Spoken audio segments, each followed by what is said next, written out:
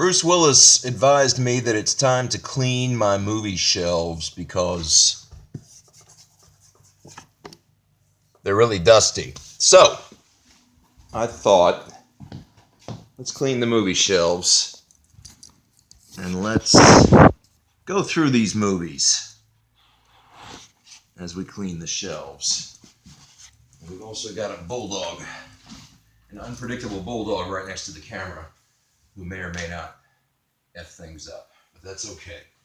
So, in the interest of getting these movies off my shelves so that I can clean the shelves, I thought I'd go through my movies. They are organized pretty much, this is 60s and earlier, 70s, 80s, 90s, first decade, and current. So that's what we're doing here. So let's just start with the 60s here. Get these off the shelf, and we'll go from oldest up to newest, up to the most current movie I've got. Oldest movie I've got looks like Dracula, Bela Lugosi, 1931. It's a terrific flick. And then I have the Frankenstein, Bride of Frankenstein, Ghost of Frankenstein, Son of Frankenstein. Basically all the old Universal horror flicks. Bela Lugosi and Boris Karloff, 31 through 1939. Terrific flicks. What do we got here? 1942, Casablanca. Here's looking at you, kid. If you haven't seen Casablanca, wow. Where you been? 20,000 Leagues Under the Sea, 1954. Kurt Russell with that chin going on. 1954, Creature from the Black Lagoon. Actually saw this in 3D forever ago at a library one night. They were showing it in 3D and we all had the glasses on, and when they shot the spear guns at you, it would come right at you. What we got here? 1956, The Ten Commandments. Yul Brynner, Charlton Heston. I mean, a lot of Charlton Hestons in this collection. 1958, Run Silent, Run Deep. My dad gave me this movie. I don't know. Clark Gable, Burt Lancaster. It's World War II, famous World War II submarine flick. Maybe if I was a Navy guy, I'd like the movie more, but it's not bad. It's just, I don't really like the captain that we're supposed to admire in that movie. Anyway, 1960, H.G. Wells' The Time Machine. Terrific flick.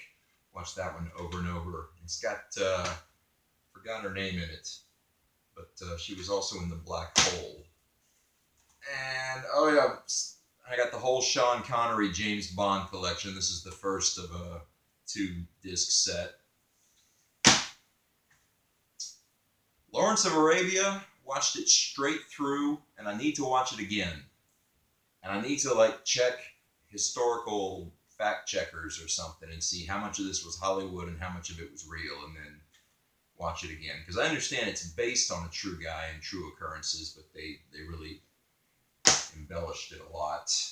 Dr. Strangelove, How I Learned to Stop Worrying and Love the Bomb. This is a funny, funny movie. Peter Sellers plays 3 different characters in this movie. He plays the president, he plays Dr. Strangelove, and he plays this British Air Force commander. And it's very funny. Vincent Price, The Last Man on Earth, the first of all 3, well, the original, and I have all 3 remakes of The Last Man on Earth. There's this, and then there's Omega Man with Charlton Heston, and then there's I Am Legend with Will Smith. So I actually thought all 3 movies were kind of mediocre, but I saw them backwards. I saw I Am Legend first, and then I heard that it was a remake of Omega Man, so I had to go watch Omega Man, and then someone told me that that was a remake of The Last Man on Earth, so I had to go watch The Last Man on Earth. So I've seen all 3 of them probably twice. Fun if you're into seeing how different generations remake a film, but all 3 films I just thought were kind of mediocre. For a few dollars more, I think I've only got this because I've got The Good, the Bad, and the Ugly, and this was part of the Spaghetti Western series. I don't really recall. That's Lee Van Cleef. They rob a bank or something. Part 2 of the Sean Connery Bond collection. The Blue Max, George Peppard, 1966. This is a heck of a film. This is a darn good film. World War I.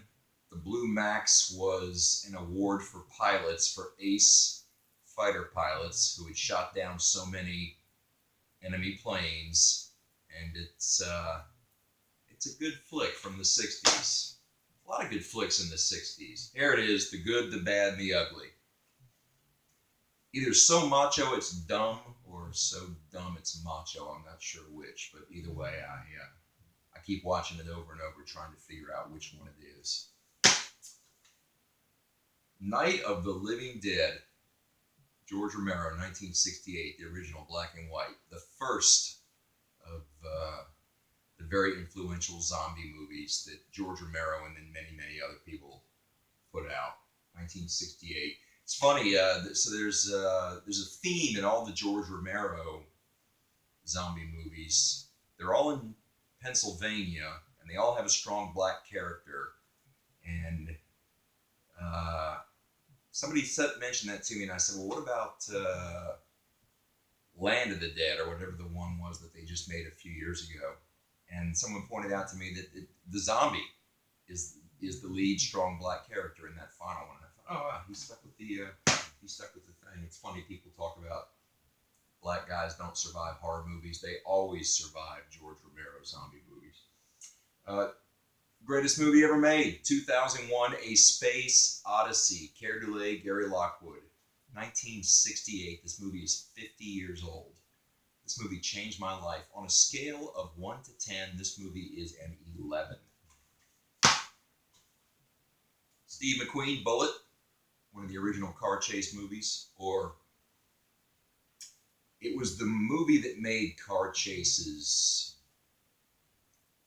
famous, and everyone started putting car chases in movies after Bullet.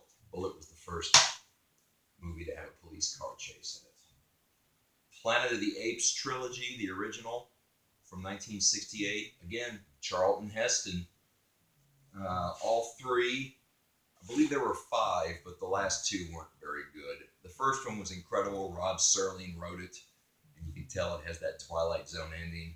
The next 2 were kind of fun. And I remember it being a kid, these were really influential movies, and you could catch them on TV. It was a real treat. And my last movie from the 60s is The Battle of Britain. I'm not a real fan of this movie. Again, someone gave me this movie. I'm not a real fan of war movies.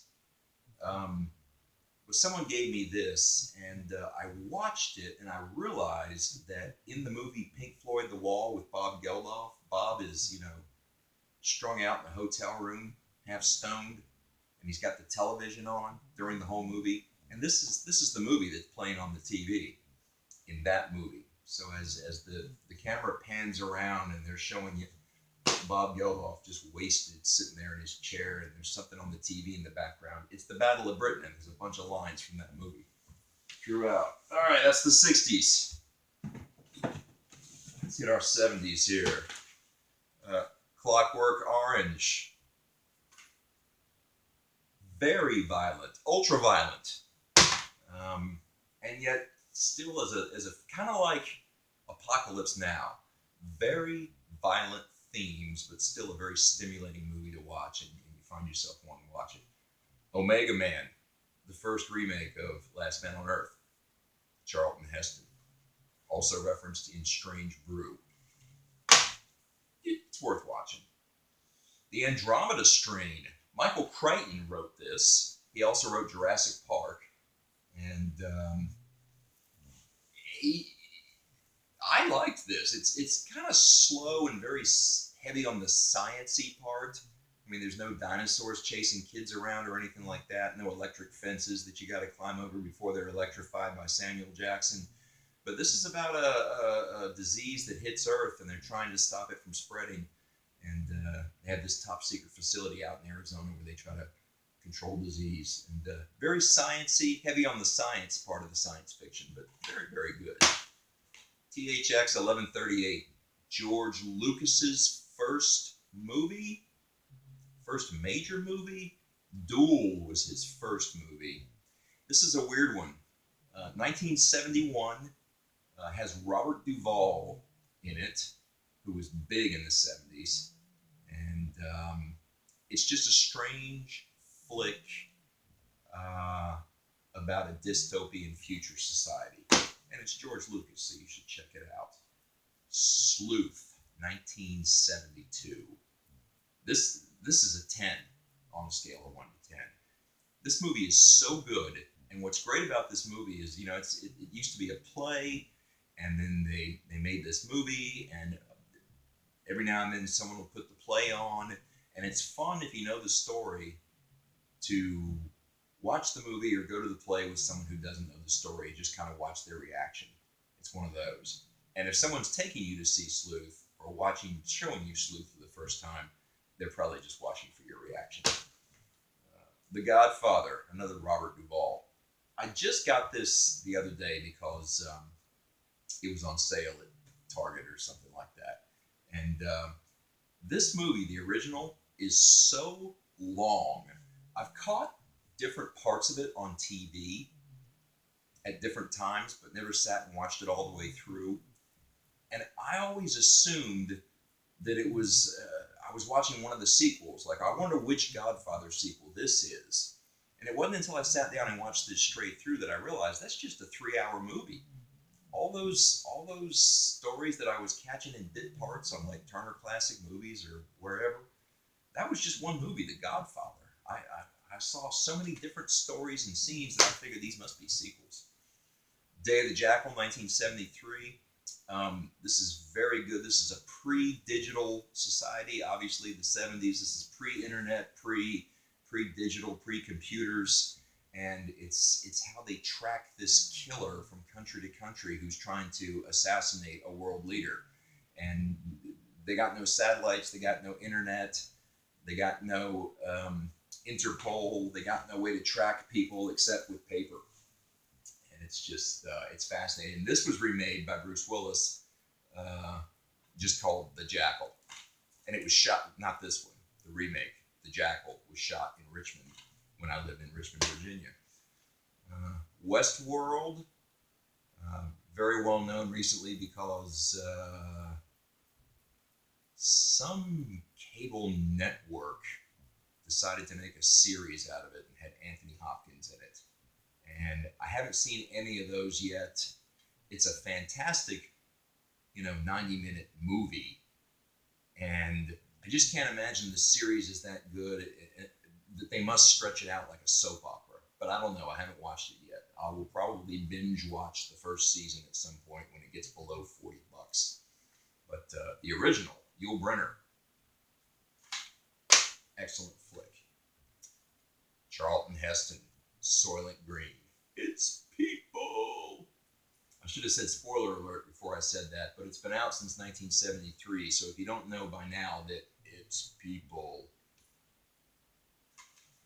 what are the chances that I really ruined that for you? Moving on through the 70s, and I think I'm going to cut this one short. We're just going to do the 60s and 70s tonight. What we got next here? Young Frankenstein. It's going to be incredibly popular, goes without saying. Mel Brooks, I'm not a big Mel Brooks fan. I do like Spaceballs, and I do like this movie. And my dad likes this movie, and my dad and I crack up over this movie. And somehow, historically, this has been one that when I go home for Christmas or Thanksgiving or something, and I'm trying to fall asleep, I'll put this in the DVD or the Blu-ray player, and I'll just fall asleep listening to Young Frankenstein. Return of the Pink Panther. This was the sequel to an older flick called The Pink Panther, but this was the first one that I saw as a kid in the 70s, and it was in the 70s that this series really took off, and it was because Peter Sellers was so funny as Inspector Clouseau in it. And so this was, although this is the first sequel to the original with David Niven, this is the one that a lot of people consider the first because it was the one that starred Peter Sellers and was just a straight up comedy with Peter Sellers and fighting Kato and all that stuff. Blake Edwards. Monty Python and the Holy Grail. I'm not dead yet. So many lines. If you haven't seen this movie, where the heck have you been? But chances are you've seen this movie or know some friend who's seen it a million times and throws the lines out. Help, I'm being oppressed. Another terrific one, 1975, Jaws. This movie was PG when it came out, and I was a teenager, and I was just too young to see it. I wasn't even a teenager. Was I a teenager? Or, I don't know. 75, I would have been, I would have been, I was 8. Or I was 7 or something. Is that right? That can't be right. I'm not doing my math very well. I was 7 years old when this came out. Is that right? And, the cool kids, their parents let them see it. But, the square kids like me, parents were like, no, too violent, you can't go to see it. So for years, I didn't see this movie. And it was the fear of what the parents were hiding from me. When I finally went and saw the movie, it was scary. But I thought, really? This is what my parents were sheltering me from? And so many parents were it's still a scary as hell movie. But I think I'm more scared of the ocean now just because of the years building up to not being allowed to watch that movie than anything that movie actually did. Logan's Run, 1976. Jenny Agutter, if I'm pronouncing that right, she was an American Werewolf in London. And the guy, I forget the guy's name, but he's Basil Exposition in the Austin Powers flicks. Sci-fi. Network, oh my gosh. I said 3 years ago during the last election, before the election, I said, you got to go watch Network before you vote. And if you haven't seen Network and you watch it now, you might be reminded of the election 2 years ago. 2.5, 3 years ago, when all the debates were going on and the candidates were being weeded out, and just the sensationalism of it all.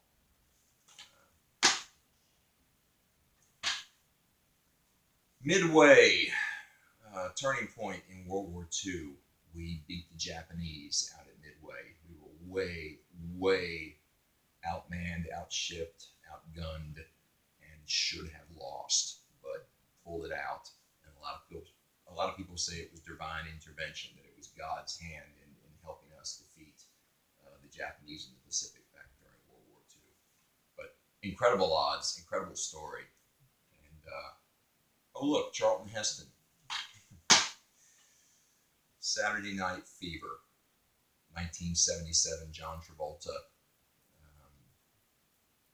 Just back when disco was king and John Travolta was king, and this was just the stuff, man. And again, 77, I was 9 years old.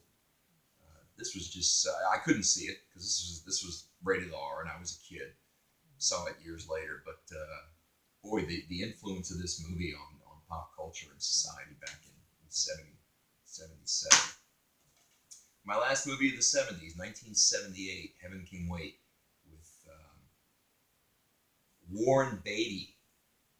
I remember my dad taking me to see this in the theater, and it's a romantic comedy. It's cute, it's fun, and it's apparently a remake. My dad took me to it because he had seen the original, which was like, I can't remember the name of the thing.